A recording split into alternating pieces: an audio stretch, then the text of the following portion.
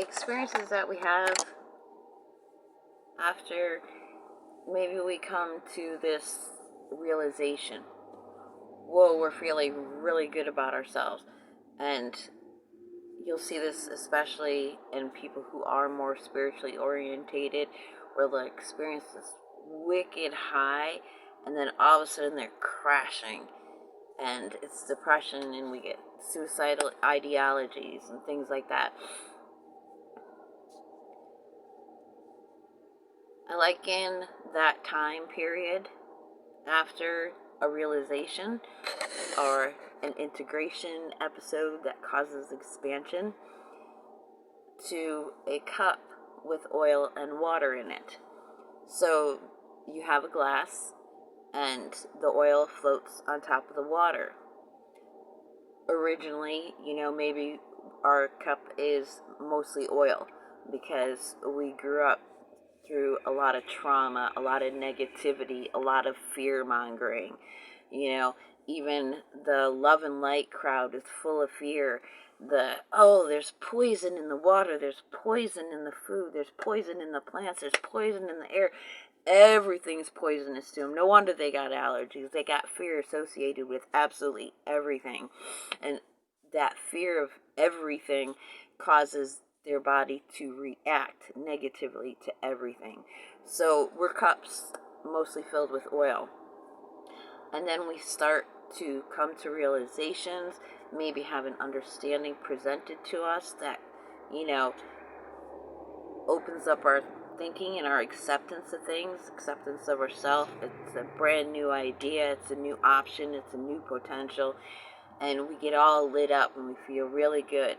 And then all of a sudden we feel really bad. Well, more water just got poured into your glass. And so the oil spills over. Unless you repress it and then the water goes, it just can't come in. You cap yourself off. But if you're not capping your glass off and you let that water in, that new understanding, that love and light, then the oil has to come out. So that's why it's important that we learn how to express ourselves, use our words, go out and chop down a tree for firewood for the winter, or take apart everything in a tool shed and reorganize it. There are ways to be destructive that are productive. So we have to allow that oil to be expressed. Like you express juice out of an orange. You gotta express that oil out by expressing it. Look at that. That all flowed right into each other, didn't it? And that brings up another aspect of this. As we go through these integrations, these enlightenments, these expansions, the people in our experience are either going to evolve with us or they're going to go away.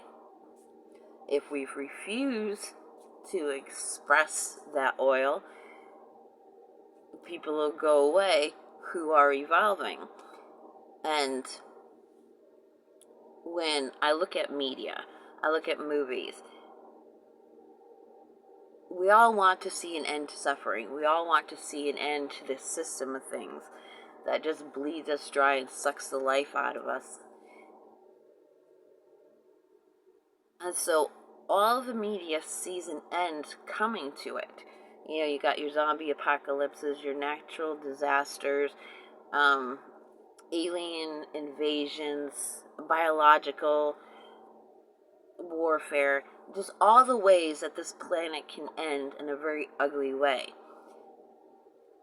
And post-apocalyptic movies and parts of the movies, there's always the bad guy still survives and you're still struggling and fighting. There's just less people there and maybe less environment that there is to work with. There's a sparsity of materials. But, oh, one couple gets away and, gets to that safe zone. And that to me is a lot like a codependent couple. They say, for example, a woman, she's been pestering her husband for years. I wish you'd stop drinking. If you didn't drink, we could have this. If you didn't drink, this wouldn't happen. And blaming his alcoholism on all their problems. So he goes and he starts to get sober. She can't hack it. She cannot get along with him being sober. She can't look at what in her caused that dysfunctional relationship. Dysfunction goes two ways. So all of a sudden, she's used to projecting all the excuses and all the reasons on him. He's sober. He's making better, healthier choices for himself. And now she has no one to blame but herself.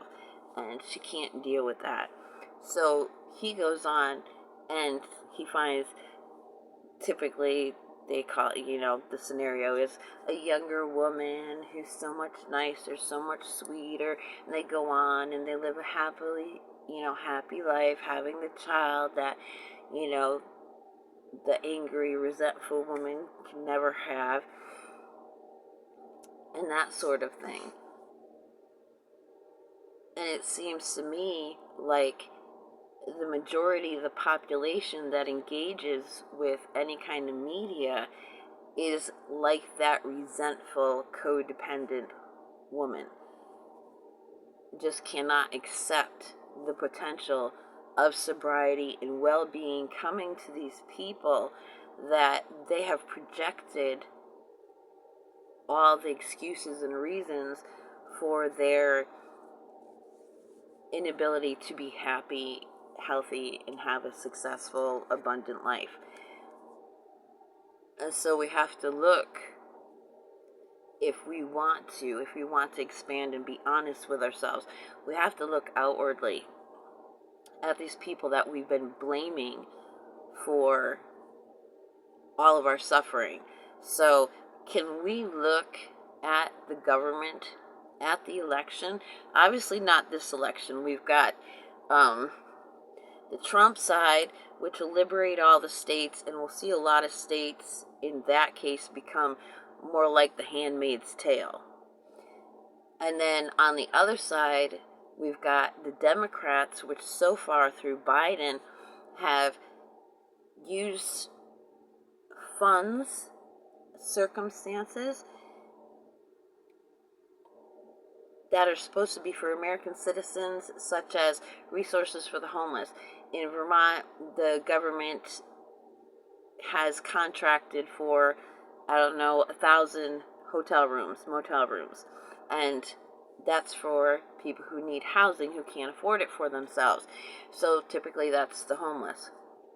And the people who experience homelessness, they've come to count on that. Well, over the last year or so, those contracted for hotel rooms, especially in the last few months, have been being filled up with immigrants. And we saw recently with the flooding that there were no FEMA funds for these people who have been flooded out, because all those funds have gone to immigrants. The reason that people in power will bring in foreigners is because foreigners have no loyalty to their neighbors. So when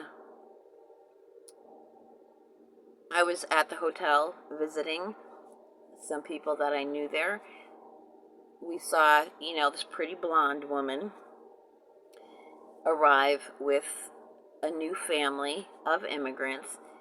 And once she got them settled in their room, which had been designated, was supposed to be preserved for the local homeless population,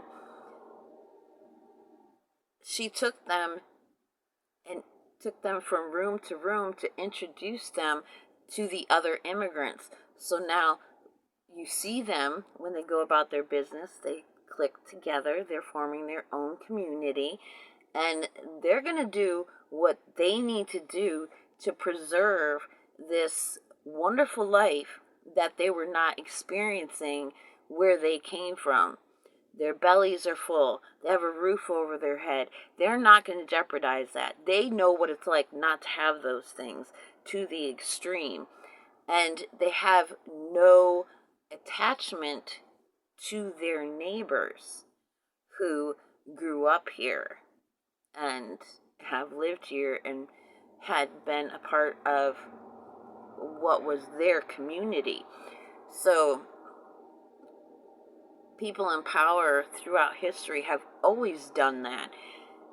It's easier for people who are newly immigrated to tattle on, take the job of, take the food out of the mouth of a complete stranger who they believe did not appreciate and take advantage of the fine life that was offered to them.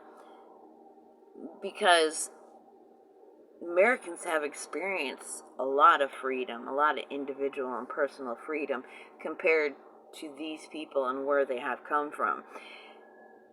We've, as women, have been allowed to speak. Why are you not employed as a woman? Why are you not able to take care of yourself? I wasn't able to speak where I came from, and now I can speak. Now I can have a job. Now I can have my own money. You ungrateful American woman, you. Why should I respect you? You don't want it? I will take it. I will love it. I will appreciate it. And I will feed my family myself. See? That's why they bring in immigrants. So we have these things going on simultaneously, and we can look and we can go, oh my God, my life is going to be so miserable. It can't get better. It can only get worse. It's going to be an apocalypse. And then there's going to be cruel people afterwards. There's going to be paranoia about, between the surviving little cliques and communities. That's all people can envision for themselves and one another. Well, we can also spend our time imagining and becoming a part of people who like to co-create in an accepting way and who are supportive of one another. Right now, the people that I interact with most, who I socialize with most, are very accepting, very understanding, very supportive of one another. I mean, you go to the local food bank, one of them, and it's local farmers who may be retired and have excess garden fruits to share, and so they grow specifically for this food bank. And they don't just grow food, they prepare meals and give away prepared meals at the local food bank. And there's no judgment. There's there's no class separation. Anybody could go and partake of these meals. Their free meals are intended for everybody of every station of life. It's just the community coming together and sharing a meal and providing it for anybody who comes in, so that those who couldn't afford to can sit elbow to elbow with people who probably could. So as we integrate, as we expand, as we enlighten ourselves, the world is going to change for better or worse, but that doesn't mean that we have to be that resentful person with the cap on their cup, just holding on to that oil, that ugly. It can't be any different. It can't be any different. And predicting, imagining, and thus only looking at and creating and allowing ourselves to accept misery. There are ways to get better, and we are the only ones who have control over what we're going to experience in our future.